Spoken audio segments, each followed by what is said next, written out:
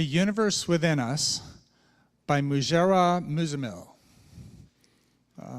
Soul, are you a hue of no color? Or you're like a drop of water held together with surface tension? Are you infused in all flesh?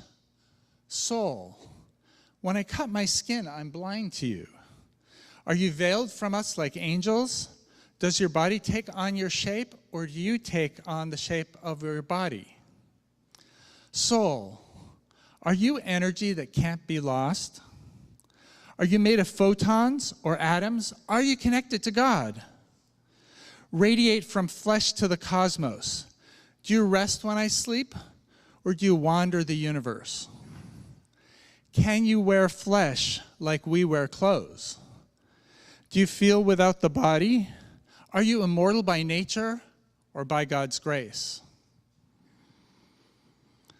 When an entity do you feed, or you're like sun of infinite vitality, or your universe within us, Milky Way galaxies in our hearts?